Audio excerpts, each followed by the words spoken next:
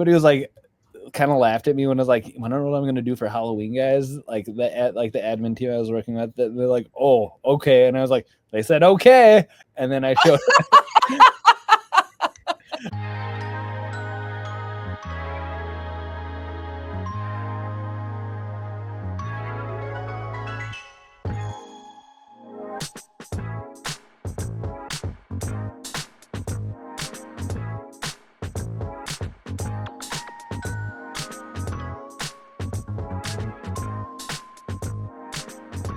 Well, hello. Hello. It's not Happy Saturday. I'm going to have to get used to not saying Happy Saturday. Happy Doodle and Chat with friends. There you go. I'm going to have a new intro line. Absolutely. How have you been? I'm good. This weekend has been really nice. It's always nice when you get to Sunday, and because that's when we're recording, and you feel like the weekend hasn't like sucked the life out of you. Like you have your weekly stuff, right? You're tired, and then you get the weekend, and it's always nice to go into a new week feeling not like de-energized from errands and parenting and things. Yes. So I'm feeling quite refreshed right now. Good. Very good. Yeah. How about you? Doing well. I actually feel like this weekend has been very, very restful as well. I took down my winter decorations and put up my Valentine decorations. Annabeth insisted on putting the Valentine's Day stuff up. I thought of you. Target has like a little heart box. Did you see it? And it has all of the Annabeth has already put it on our list of bird things to get. So we'll go, every week, and periodically I let her get a couple birds at a time. But yes, we put up the Valentine's Day birds as well. That is great. I thought of you when I saw that. So she said there's a cute little candy box. And I was like, there is. Yes. It's full of all the little birds. The girl is going to suck my pocketbook dry, That's what Target does for you. Target says, take my money.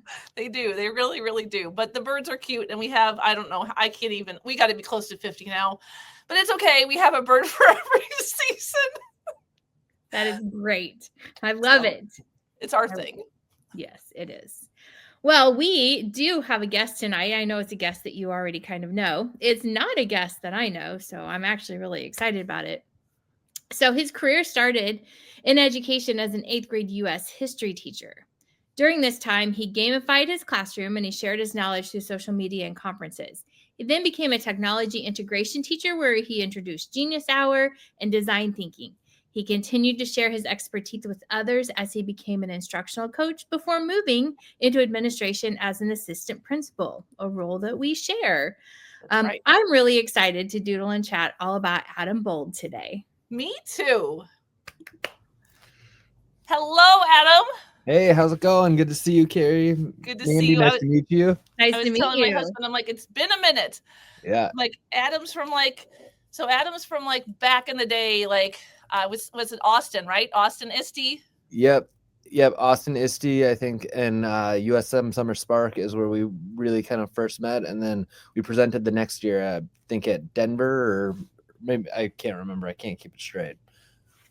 Yeah. So Adam and I go way back to our his in-classroom years.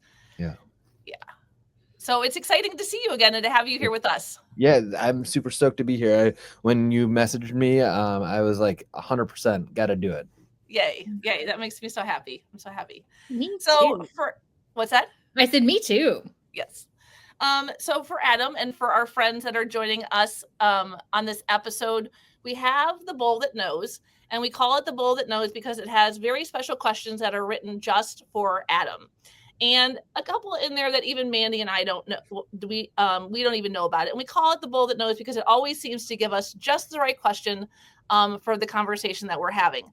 So Mandi and I are going to turn our cameras on, and we are going to doodle and chat all about Adam today. Here we go. All right. So excited. I haven't seen your face in so long. It's just so fun. I know. Well, and I got a new cut from snowboarding last weekend. It was this is all healed now, but it was kind of a bloody mess a couple weekends ago. So that was Did something get in your way, or did you try something that you shouldn't have? I lost a little bit of focus and just for no reason other than was in a weird spot on the hill and went face first into the mountain. So got to know the hill really well. So Ouch. yeah. Ouch. Well, we're happy that you're all healed up for us. Yeah.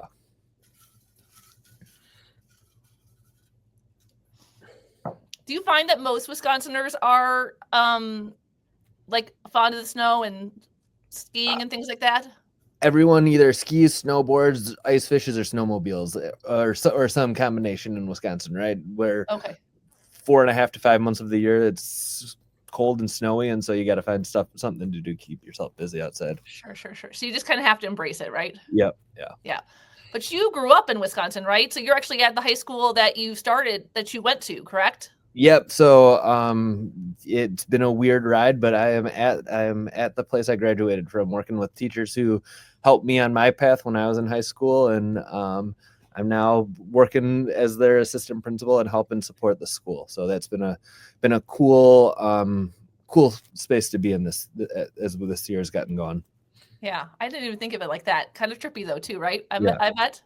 Yeah. There's some teachers who are like, let's not talk about that one story or that one thing from that one time.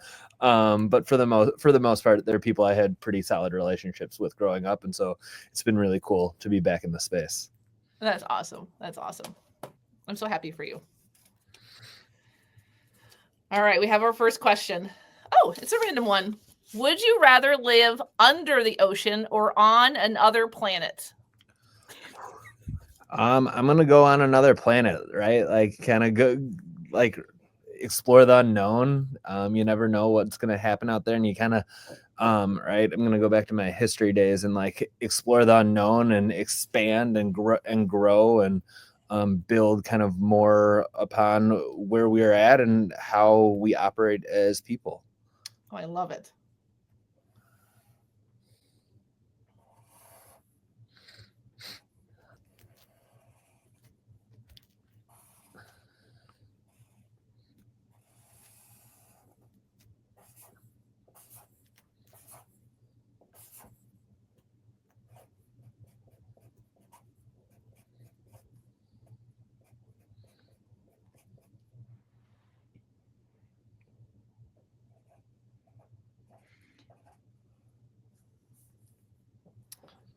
Picked a bad pen. Oops. Uh-oh. That's okay. Can't have a bad pen. Every once in a while they run out. But I have a bad system and I can't keep track of my system. Like I don't know if the ones on the left are run out. I think and the ones on the right are the new ones. Well, some people throw them away when they're special to me. Every pen has a story. Right? Every pin has a story. I agree. Every pin has. I am very good at throwing away most things. I don't know why, but my Sharpie collection, even I even have this yellow one that's run out too. I don't know why. Yeah, let's just leave that there. You are cracking me up. Oh. So Adam, as she draws another question, how many years have you been an assistant principal? So I'm going into year 4. So this is my first year at the school I'm at. I was at a school in another Milwaukee suburb for the past 3 years, and it was about a 45-minute drive. So an opportunity to get within 15 minutes of my own house with just the amount of work and time after hours that goes into being a high school AP. It just kind of was like, my wife saw the job posting and was like, hey, this seems like it would be really awesome to have you a little bit closer to home. Yes, I completely agree. I drive about 30 minutes to get to my AP position. But my husband was a high school administrator for 19 years before he retired. So I know those late nights well, even though I'm experiencing them now myself. So the needing to like on a Friday night for a football game, right? It wasn't worth coming home after the school day came up, and now, right, like I can actually get the kids to soccer practice or like be dad in that way, which has just been really nice. Great. Yeah, that is awesome.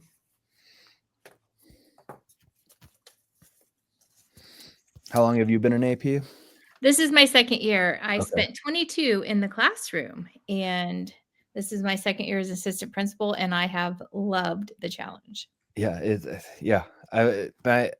and like transitioning, it's been really interesting, right? Like I was like, I know what I'm doing. And then I went to a new high school and I was like, I still don't know what I'm doing. Yes.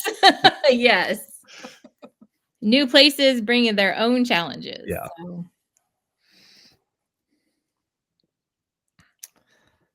All right. What is the best lesson you've seen in a teacher's classroom? Yeah, I think I'm gonna go. So we in the last school I was at, we were working really hard to incorporate DBT in schools, which is social emotional learning lessons that is really tied to dialectical behavioral therapy, and they built lessons. And watching that get implemented into our advisories and the impact that had on kids was really awesome to see. We saw kids working on the skills when we had different like stressful situations happen at school, where kids would verbally tell us that like, I know I've got to take my deep breaths. I know I need to do something to change my channel. And so we could see the learning that was happening in that space really applying to the social settings within the school.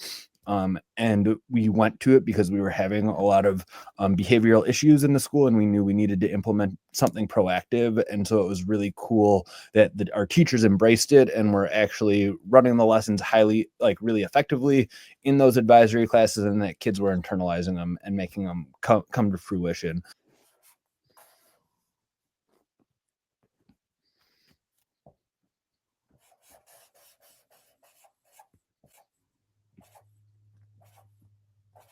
All right. It sounds awesome. It's always really wonderful to hear when whole school initiatives are implemented and people actually get to see the results, and they feel like it's because we've all been there, right? We've all been through whole school initiatives that have been like, oh yeah, that's nice. Yeah, and I learned so much as a leader from the implementation of it, right? Because it was something that was really came about naturally, and the power of like staff bringing like identifying the problem and it being something that it was everybody, and it wasn't like, hey, we need to do something and we found this, like we as the admin team found this solution. It was, hey, like here's some things like we're seeing in our classrooms that we need work on, and our social emotional specialist was like, I've got this connection and I've got these things, and it was a real team effort, which really allowed for it to actually work. Where, right, like you said, we've all been through the initiatives where it's like, hey, we're trying this new thing or we're going to do this new thing, and then it kind of falls flat on its face. Yeah. That togetherness and decision making is so important. Yeah. Well, and so this was from your previous before your current role, right? It was still an assistant principal role, but at a different school. Yeah, so that would have been really early on in your like the first 2 years, right? Yep. We rolled it out my second year, and then really saw the impact the previous school year, as we had sophomores through seniors who had a year of the lessons, kind of in a year of that learning in place. Well, I can imagine as a young administrator, because I know you've always been really big and really, strong on building relationships with students, but also to see the power that comes from, students being regulated before you process with them, especially as they get bigger. They think they don't need that anymore, I imagine. I don't work with seniors and juniors, but I have to. But the power that comes from just being in the moment when they can and getting themselves back to what, so they can be present in the conversation, right? Yeah. And I mean, like, right, I've learned so much more about being a school counselor than I ever thought I would need to, right? Like, I've got the scratch off things in my office. So when the kid comes in hot, it's like, hey, sit here. I've got to go do something, and have them draw and just scratch off and do something, right? And it's all from diving into this type of work that I learned a lot of those things of like, I'm not going to get somewhere with a kid when they've just been in a verbal altercation or a physical fight, right? And they're still hot about it. Like they're not in a place where they can really explain to me why they were making the decisions they made or why the situation happened until there's been some time and space. That's awesome. Well, I imagine it's a powerful tool for a young, because you've got, plenty of time in the classroom under your belt, but then also being a young admin too, it's going to be a really powerful asset to you as you move forward, Yeah. Yeah. All right, let's see what we got next.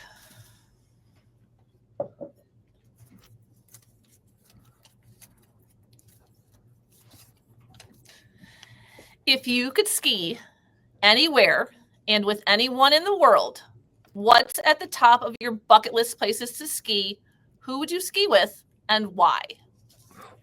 So I'm going Park City in Utah, and it's got to be with Shaun White, right? Like if I'm snowboarding with anybody, right? It's got to be the guy, and it's not only because of his skill and like what he brings, but he's also just from watching a bunch of documentaries, a really interesting guy and has a lot of really interesting perspective, being like, because he's lived and grown up in such a competitive place from such a young age, like just learning how he deals with high pressure situations, and also how he's transitioned, right?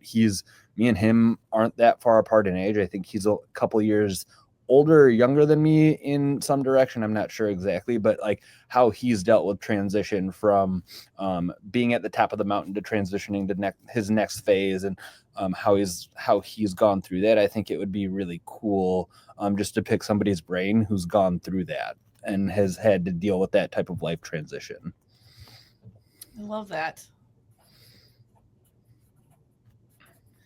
I'll have to get the names of the documentaries. I've gotten into like this huge documentary phase. It's just really fascinating, the insights we're getting in on people's lives, more and more now. It's just they've got a lot to teach us, Yeah, and his is really cool. It follows him from like his youth through him trying to win, like trying to go back to the Olympics as like, I think he was 34, or he was up there at his last Olympics and trying to compete, and just the adversity and how he went from being the innovator to the person trying to keep up in that time span, and how just like he had to train differently and how he had to just think so differently about the sport, and so it ends with him not medaling at his final Olympics.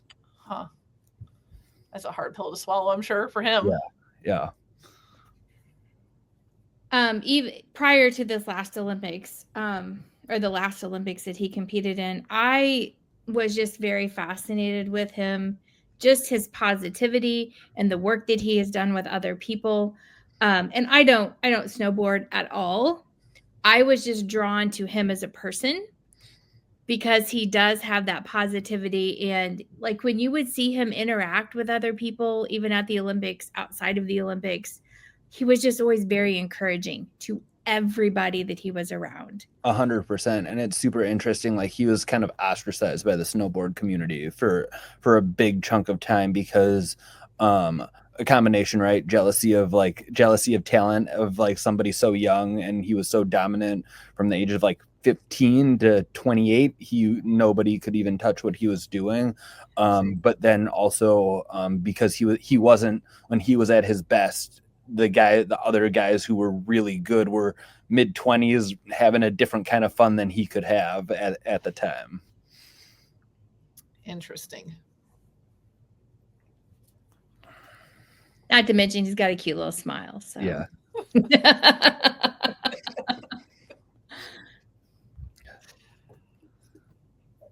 I love it. Now you said Park City, Utah, but then I wasn't sure. Is that a future trip you have, or that's your bucket list and your bucket list that you're going to do soon? It is not on the list. Okay. Going out to Colorado, Utah, anywhere out west right now, like it's minimum a couple grand just to get out there and on the hill. So wow, like, it's super expensive, and it's just not something easy to do. Gotcha. Not a skier, so didn't know that. Yeah. So yeah, no, I would love to go actually like snowboard on an actual mountain, but the cost just makes it tough. So I'm trying to justify it by getting my kids into it, right? Both my kids are learning how to snowboard, and so maybe when they're old enough to like enjoy a trip like that, right? One other education question: how do you balance administrative duties with staying connected to students and their needs? Yeah, so I actually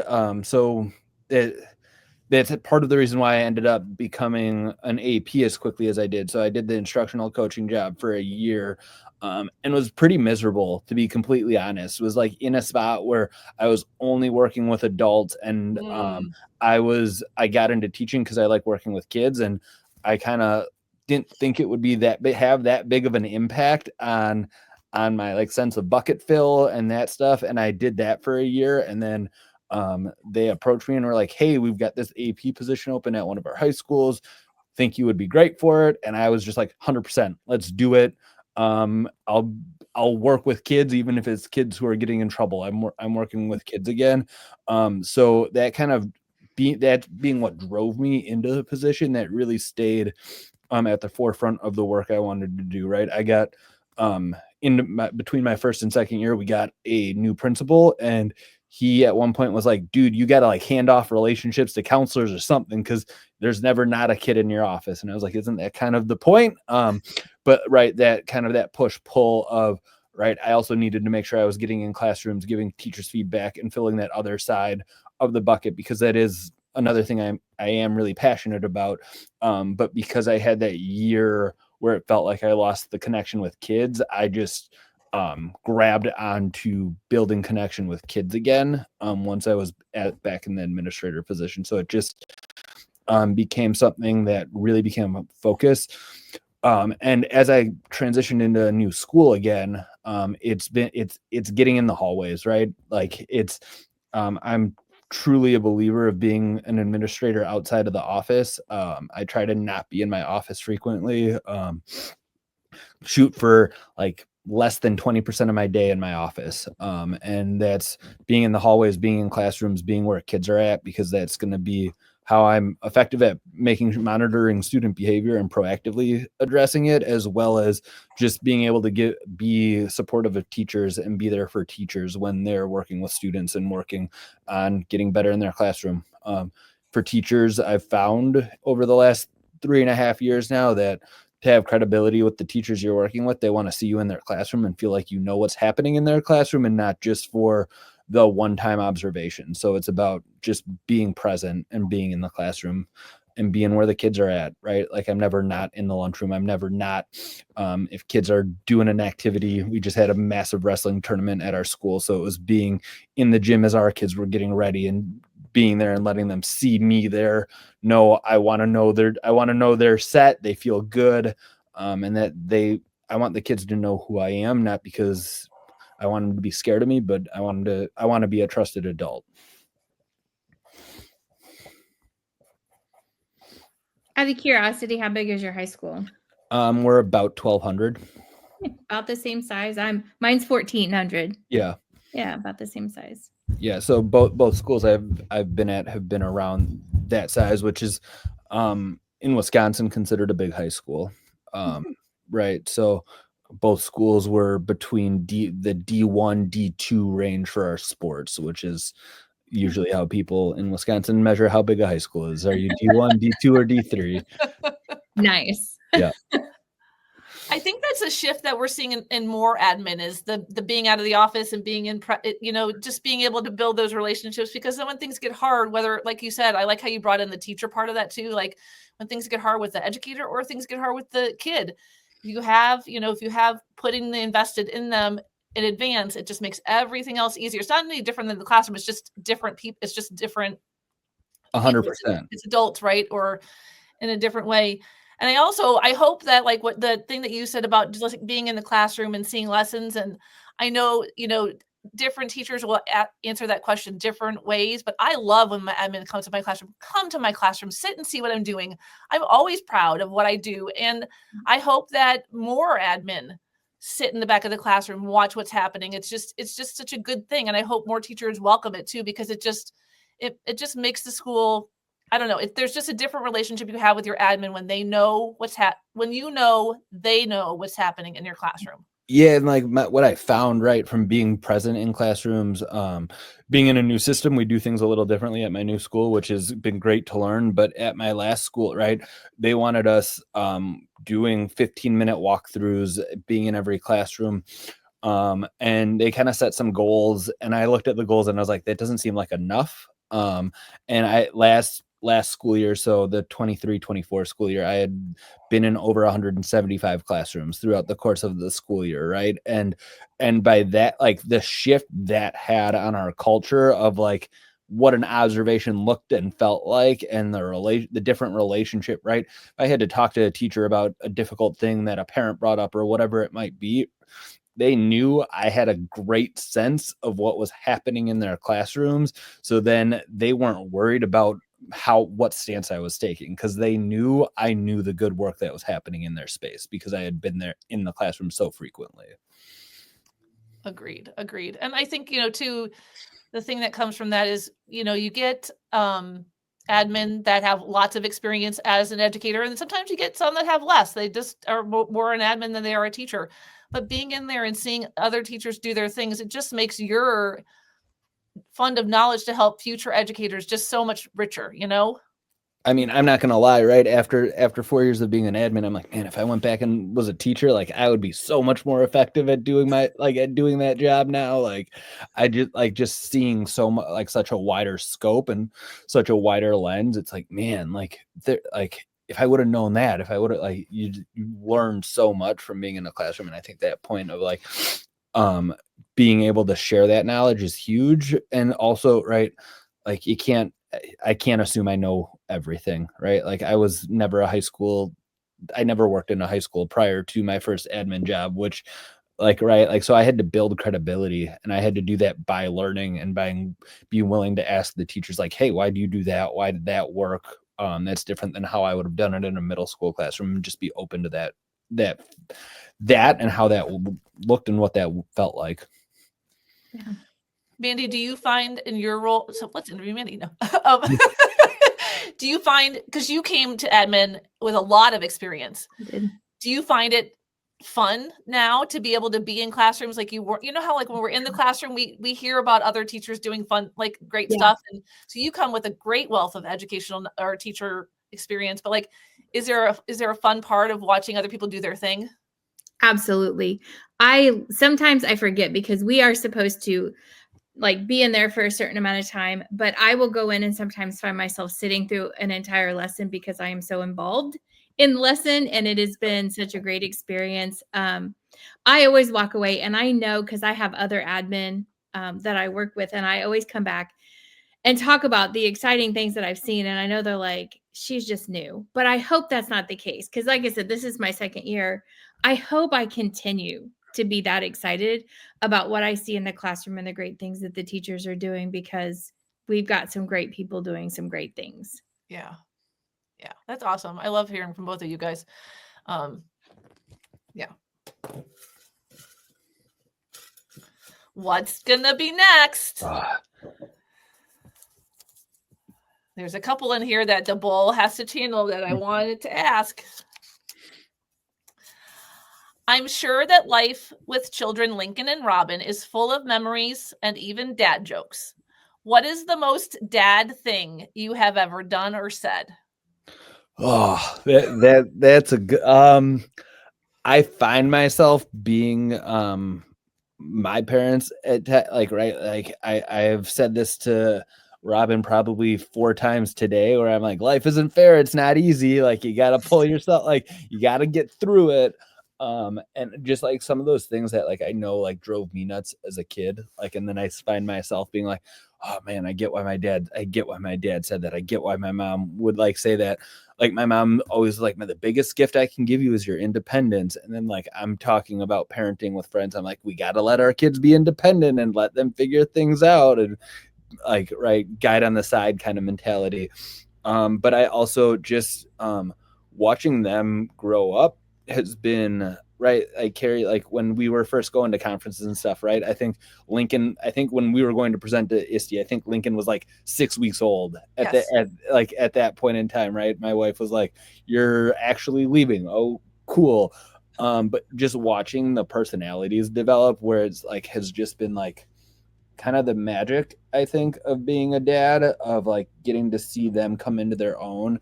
And right, like there are things as an almost 40-year-old now where I'm like, man, I miss doing that stuff, but like it's so much more enjoyable watching Lincoln find the joy of stepping out on the wrestling mat and getting to coach and do it with him than it ever was as an individual or like just doing it myself. And so just really embracing like that journey and that path with the kids and getting excited, watching them get excited and passionate about the things they really care about and are interested in doing. I love it.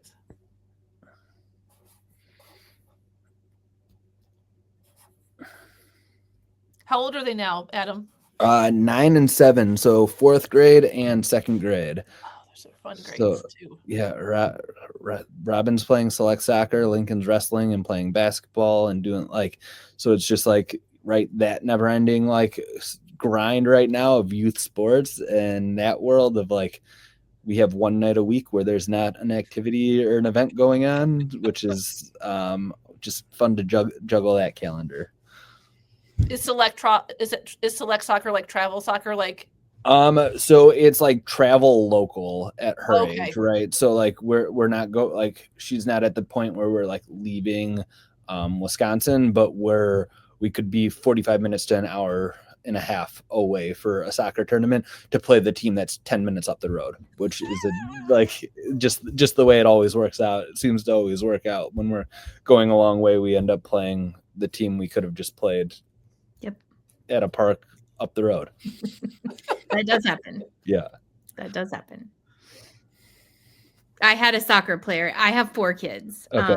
And I had one that played soccer and was on a travel team. And I would think the same thing. I'm like, really? Like we went all this way and like we played on the same field. Like the same fields we're always on. So yeah, no, it's just funny how like it works, but like watching like those lifelong friendships that come from that stuff is just like, right, like I really don't like, it's awesome when she scores the goal or when she has a good play, but like watching her bond with her team and like that stuff is right, just because I know like, right, my friends are still the guys I did sports with in high school. That's still who I'm hanging out with, still who I'm talking to. So like, like those are the seeds of potential lifelong friendships being like kind of sowed.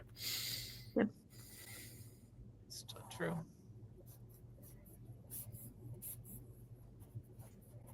Carrie's adding the calendar. It's so true. My calendar looks so different now that all of my kids are graduated. But that's also partially why I waited to step into the administrator role, because my husband was already an administrator. Yes. He was already gone all the time. And so thankfully, some of those years he was at the same school that my kids were. Some of them he wasn't. And so you have to have a parent present. Like that's somebody needs to take them to all of these places. But yeah, your calendar is just insane. Yeah. And I mean, right, that's a piece, right? Why like that, like there's been a couple of opportunities here and there for a potential like principalship. And it's kind of like, it's kind of nice being the AP because I could like, if I can't be at something, like I can be like, hey, principal, like, I know somebody's got to be there. Like, I'm telling you, I can't. Like, it's not me. Yeah. Yes. Benefits. I try to be that person now, knowing that I have less obligations than the others on my team. Yeah. So I try to be the person that says, hey, I can take that. And right, like it's such a give and take, right? Like the principal I work with now, he's got a middle schooler and soon to be high school, like 2 middle school boys. The other AP, she has kids who are a bit younger than my kids, so it's like, all right, when you've got the concert, like great, like I'll take the event, but like when I'm like, hey, I've got the soccer thing, like, or the wrestling thing, like I'm gonna need, like, right, so it's just you got to make sure you're on a team that you can have that trust and understanding with, where people aren't going to feel like, oh, you're always like, we'll pick up the slack where we all can, and having each other's back around it is huge. It is so true. So true. Oh, and here's the question I've been waiting for. I was hoping the bowl would give it to us, Adam. Here we go. The Adam rule is an important part of some of your local sports leagues in your area. What is your impact on this unique addition to these leagues? Yep. So I have a tendency to in bar league sports or whatever intramural type sports for adults, for finding the loopholes in the rules, and finding why, like, just this seems like a great way to like get a competitive advantage. I think in every sports league I have played in, from the age of 22 on, there has been an adaptation to the rules because of the way I have played the game. So for instance, in kickball, played on a kickball team for probably about 15-20 years. And there's no longer the ability for men to bunt in kickball, because I was like, I'm going to bunt and I'm just going to keep running. And it turned into like multiple base hits on like a ball that went 6 inches from the plate. In the football league I'm in, there's just some different rules about how and when you're allowed to rush the quarterback, or how you count apples to go, because I was like, well, if I say 1 apple, 2, 3 apple, nobody's picking up on it, and the other team started to pick up on it, and so they were just finding some loopholes within the rules, and then waiting for somebody to pick up on that I was breaking the system.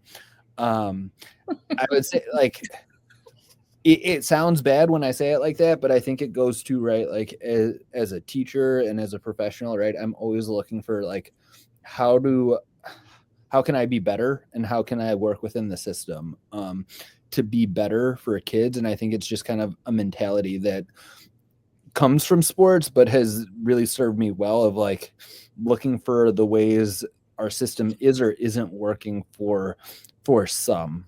And I know this is a really like kind of meta way to look at look and think about this, but I've really been focused around my whole career on how to ensure students who don't have access for any reason aren't being given the same access to the same opportunities, how we can work the system to really better those kids and better serve those population of students, because it's really heartbreaking when you see a kid who has all the capabilities in the world, but the system feels too big for them to get around. Just had a really like moving story, which is why my brain's in this spot. So there was a student who I had to work with getting into a special educational alternative placement after halfway through his sophomore year. So he is in his senior year right now. And I got a text message from his mom yesterday, actually, that was just like, hey, I know you're not at West anymore, but you deserve to know this. You put in so much work into my kid, and he's graduating now. And just it's awesome, Adam. The impact that like getting that message had, and like seeing that has really like kind of reshifted my lens back to that work, and just really had a really massive impact on where my brain's at right now. Yeah, it's tough sometimes when the system seems to be stacked against kids and or against families, right? Parents like don't know the system as well as others, or aren't as savvy as others. And it's always a fine line in helping them in an ethical way, but also just helping them because it's the right thing to do, right? Yeah. And right, like special ed and understanding how that world worked was new to me. I was a U.S. history teacher, and I made up a Genius Hour class, right? And so like I worked with students who had IEPs and had special needs in the classroom, but I didn't know what that looked like behind the scene and what those avenues really were. And then as a second year administrator, to have to talk to a parent and help them understand, like, I'm not saying this because I'm trying to get your kid in more trouble. I'm saying this because I think it's going to open doors for your kid, and figuring out how to navigate that conversation in a positive way and keep it in a positive was game changing, because I learned, like, as a teacher, right, you get frustrated with the kid who can't sit still and can't focus and is disrupting the class. But on the admin side, it's like, how do I help? Like, there's so much more happening, and how do I help this kid and this family figure out how they can get the most out of school so they can get to that end goal that we want for every kid. For sure. And my favorite admins are also the admins that can then take it in the next step and make sure that the teacher's not tapped out so that they can keep showing up for the kid too. It's so much more complex than people think it is. You know, we see the memes about teachers and the 1,000 questions and decisions we have to make, but education and teaching kids and working with families is just way more complicated than people, you know, give credit for, you know? Right. We are working with people every day, right? Like we're in the business of developing young people and working with adults every day. And like, you can lose sight of like, it's not just right. I'm not just selling a product or advertising a product, right? I am trying to develop and mold people and try to help them find themselves. And every of the 1,200 kids in my school, everyone's an individual and unique, right? There's no one size for every kid. I love it. I love that so much.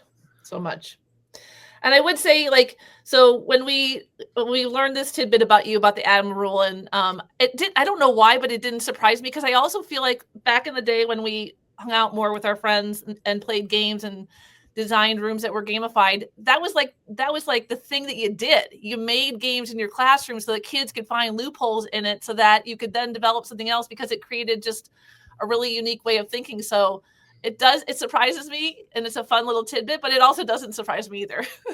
The fact that somehow got brought up in this conversation is great. It's my wife really likes to like poke fun at that one. So all right, here's another. I'm so excited I get to ask this question to you. What is your ultimate sneaker and outfit combo that makes you feel unstoppable? So there's a lot. I am known as the principal with the shoes. I have a collection of Jordans and Nikes that's pushing into the 30s now. So I've got a lot of combos, but I would say the combo that like is probably the most worn and the one I go to the most would be my red and white Jordan 1s from the Spider-Man movie, with a black pair of jeans and school like the school hoodie or school apparel. It works out really well right now because my school is red and black and Chicago Bulls color, so Jordans tend to work out pretty conveniently for that. But then the other pair would be, I've got a pair of like neon pink and orange Nike Dunks that are inspired by the Powder Puff Girls, and I wear that with my blue suit. And it's just one where like the kids are like, what is happening? Like, and I'm just like, just got to be comfortable in who you are, guys. But it's something that I've done. I've collected shoes or been into shoes since I was like 12 years old, right? And Michael Jordan was around, and you wanted to have the Jordans and all that, and it's just kind of been something I've continued with. And then at Tosa West, which was the school I was the AP at before, it just became kind of like the thing for me in that role. And as I've just kind of been like, I'm not losing that, and it's just been a way, also like a cool way to connect with kids. Yes, I imagine. And it's a big part of like youth culture right now is the shoes and that stuff, and being able like to just have that as like an easy in, like I've had kids in my office who are in there for some pretty serious behavior, and it's like, oh, what shoes are you wearing today? And like that starts the conversation, and then I'm like, so what did you do in the lunchroom though? But it's like, it just again kind of goes back to like finding those ins and giving kids a chance in those moments to like be seen as people before we're talking about a big behavior. I am not the shoe person. I do wear tennis shoes with my dress clothes all the time. They're not Nikes though. Unfortunately, I wish I could wear Nikes. They just aren't very comfortable. I actually transitioned to tennis shoes because I ended up breaking my ankle last year, and dress shoes don't work for me like they used to. But I do have one of the APs that I work with. He is also a big shoe person. And if we are working on a situation together, that's always the first question or the first statement that he makes when a kid walks in. I love your kicks, man. Tell me about them. Yeah. Oh, I love that. Which is a great relationship builder. But we also have a paraprofessional that works in our building that also loves shoes. And he like orders custom shoes. Like he comes in all the time with a new pair of custom shoes. And he is a huge Christmas Vacation fan. And I am a huge Christmas Vacation fan. Carrie knows this about me. He has a pair of Nikes that he calls the family trucksters. Like it looks like the car from Christmas. You can I guess so. For my wife, like kind of was like, you buy more shoes than I have, which is like, right, like when you think about the stereotype, right, like she's like, you're the one who's ordering the shoes to your parents' house, so I don't get mad at you for like the amount of shoes you have. And she's like, I need a pair of cool shoes, so I went and found her a pair of Vans that were like, they're white Vans that somebody just essentially took like a Sharpie or like paint and made them look like a cartoon shoe. So like it looks like they're straight pulled from like the doodle that you guys are making right now as a shoe. Because I was like, she'll like that, but you can like find people who will do some like awesome crazy things to like shoes and do stuff like, yeah. But I the like line about shoes being delivered to my parents, that has happened a couple times. So yeah. But I now know like I can get like 2 to 3 pairs a year, and I'm trying to tone it down just because they do take up a lot of space. But you know, like I can't go stale, right? Because if I don't show up with a new pair of shoes like frequently enough, like kids will start to be like, like it was just a thing. Like it's gotta be fresh frequently enough. Now you're making me want to go buy some Nikes. So I love Vans though too, Mandi. Those are fun too, and they're comfortable. They're very flat though, so Nikes are going to give you more. I am approaching the old lady status, and so that's partly why they don't work for me. But you know, maybe if I'm not like working out in them, Nikes would be okay just to wear around the school. So you got to go with the SB Dunks are super comfortable. Okay. So those are like those are like skateboarding shoes, or like the classic Jordans are made to be everyday worn shoes now. They're not made to be like basketball shoes anymore. They're made to be like worn as like streetwear and like something you just wear every day now, because that's how people are wearing them. Yep. I love it. I love it. I'll never forget when I stopped wearing like dress shoes to work, and somebody said something to me. I'm like, listen, until you have to chase after a kid in small heels, don't you dare, judge my shoes.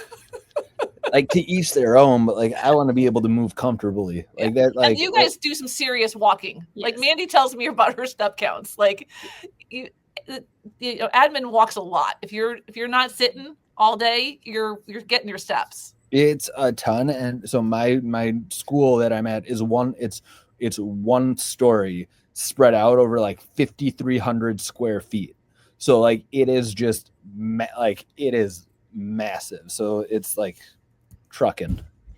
So, and ours is also spread out because right now we are in the middle of a building phase. And so we currently have basically 4 buildings that we're working between until we can get this all into one building. And so, yes, like we're talking from one end of my building to the other about 1/4 mile. I don't know, not quite that far, but it like, yeah, like it's nuts. Like and like the school I was at before, it was just 2 squares on top of each other. Like I did the principal lamb thing, right? With the like principal on the card. I told my principal, I was like, I got the desk on wheels, and I literally like just walked in circles all day. Like, and like would be like, oh, I'm gonna park the desk in your classroom. Like, you're on prep. Like, you're gonna hold on to this while I don't want the desk right now. That's funny. I love it. Adam, do you have time for one more question? Yeah, for sure. Awesome.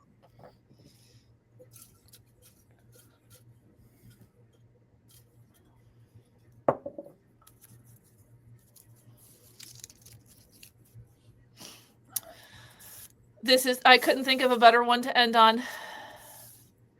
what was your favorite part? What was the favorite part of your 2018 inflatable T-Rex yearbook picture? Well, so it's two-part. My favorite part was that it was like my picture on the school website of that school website for like 2.5 years, and I'm pretty sure if you Google Adam Bold brown deer, like that picture will still come up, be the picture that comes up. But the other like really fun part about it is like, right, I show up to the picture and I'm wearing an inflatable T-Rex costume, and the guy taking the picture doesn't even blink an eye and just takes the picture. And then one of our English teachers shows up with a book a little bit later and is like shot down hard by the same person, like, because he's like, nothing can cover the face. And apparently one of the district admin found out about the picture in the T-Rex costume and was like, we cannot, like, that can't, like, we can't do that. Like, people have to just take their picture normal. And but nobody came and told me, so I just kind of was like, I'm gonna just like let this ride out. But like, he was so mad. He was like, you show up in a, like, nobody even's gonna know who you are, like, you could still see me. And I was like, I don't know what to tell you, man. Like, I just went right away in the costume. Another time for the Adam rule. Yep. And then the T-Rex costume did come back up. We had a tardy issue at one point, and it was around Halloween time, and some students were racking up tardies. And I was like, I've got this T-Rex costume. And so during passing time at the Minute Bell, I came out of the office in the T-Rex costume and chased some kids to class to help them be a little bit more on time to their classes throughout the day. And so there's some great security footage of that one too. That is awesome. I really tried to get my admin team. So you've seen those, the races, the administrator races with the costumes on. So as big as our school is, I just told you, like, our school is so massively spread out right now. I was like, how fun would it be if we started and went in? Now I'm going to be honest with you. I'm not a runner, so this probably would have killed me, but I was willing to try it. I was the one saying we could get inflatable costumes. We could start at one end and we could run throughout the whole building. And they were like, no. Okay. See, like, and everybody was like, kind of laughed at me when I was like, I don't know what I'm going to do for Halloween, guys. Like the admin team I was working with, they're like, oh, okay. And I was like, they said, okay. And then I showed and so then I showed up on Halloween to do that. And like, the principal was like, if we get any parents calling because they're kid, and I was like, nobody's gonna call. He's like, somebody's gonna call. Yes. Nobody called. I was very, very strategic about who I chose to chase. Made sure I didn't create panic. That's amazing. But yeah, like that, it was one of those where it was like, yeah, sure, like, you're talking a big game, and I was like, you said yes. Like, you made a mistake if you didn't want this to happen. I showed up because we have a little dress up thing around Christmas time. I showed up as Cousin Eddie on Character Day. Unfortunately, most of my kids didn't know who Cousin Eddie was, but the adults did. So they appreciated that. And so the guy that I was telling you with the family truckster Nikes brought me a shirt, and it's Cousin Eddie's line from the movie, which I obviously cannot wear to school. So this year I wore the t-shirt because he bought it for me. Yeah. Like, he was like so excited that I love Christmas Vacation too. So this year I didn't dress up like Cousin Eddie. I can't remember. I think we had a meeting that day and I couldn't come in costume, but I did wear my Christmas Vacation sweatshirt, and underneath I had that. And so anytime an adult would walk by and they would be complaining about something, I was like, but just remember, my shirt says shitter's full. And I would show them what the shirt says. So yeah, that's what I did this year. Still had Cousin Eddie in the heart. That's great. I love it. So yeah, give me a good dress up. Like, if you give me a dress up day, like, I am taking full advantage. We did a Barbie and Ken day one year, and me and the other AP like went full on, right? Like, I bought like the tie-dye vest and the hat. We had everything but the roller skates. And then the best part was, for Barbie and Ken day, a student brought their like childhood like little RV car thing that they drove that through the hallways, and they were like so sure we were gonna like shut it down and be like, you can't do that, and I was just like, the hallways are yours. like do your thing. Great. I love it. Yeah, so oh, Adam, I'm going to zoom in on our doodles of our chat. Thank you so much. Yeah, thank for you being here with us. Awesome. So much fun. Oh, I don't know why my camera's all gross. Sorry about that. It's okay. It's all blurry. But I just have to tell you, because I know we're recording as the Chiefs are playing, I can tell you that since I've been sitting here, the Chiefs have scored 2 more times. And the reason I can tell you that is because somebody's shooting off fireworks in my neighborhood. And they've gone off twice now. So they were just cheering for Adam, you know? They were cheering for Adam. But I get tickled every time I hear him. I'm like, well, the Chiefs scored again. So. Well, this was so much fun. I don't think I've ever drawn this many boxes of Nike shoes. And it's been a minute since I have gotten to draw a T-Rex. And I think I can safely say this is the first time I've ever drawn a kickball. My kickball does kind of look like an orange. I'm not going to lie. Kickballs are tough because they have those little dots. Mine looks like an orange also. Yeah, it looks like an orange, but I did. And I tried to actually draw the Nike shoe. It's just okay. Yeah. It's fine. Yeah, I went big for like under the desk with the gym shoes, and it was a huge fail. Like I love the boxes though. That's great.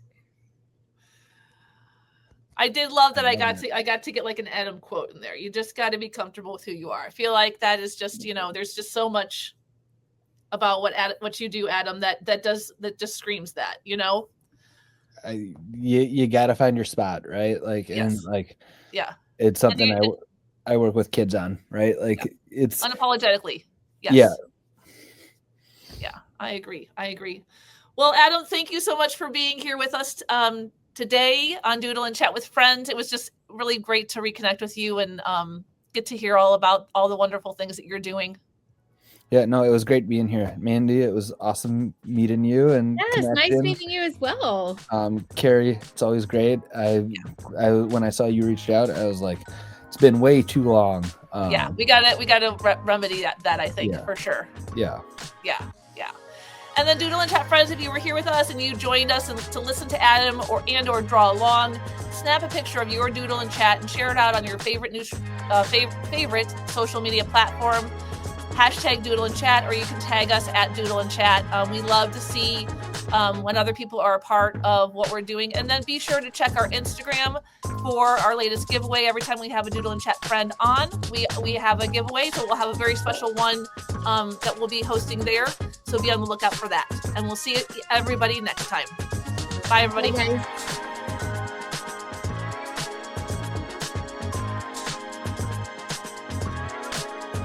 It was really fun to hear you talk about the different things. I need to know, how do you bunt in kickball? Yeah, so the skill really came from like playing a little bit of soccer, but you just put like, it's literally like they roll the ball, you just put your foot sideways and let the ball hit your foot, and you just take off.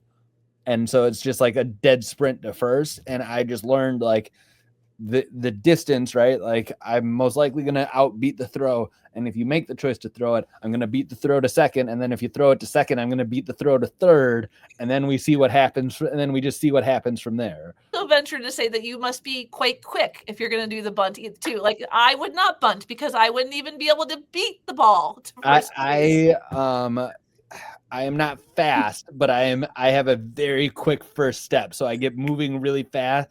I get up to top speed right away, but top speed isn't all that impressive. There you go. Like, just got to be comfortable in who you are, guys.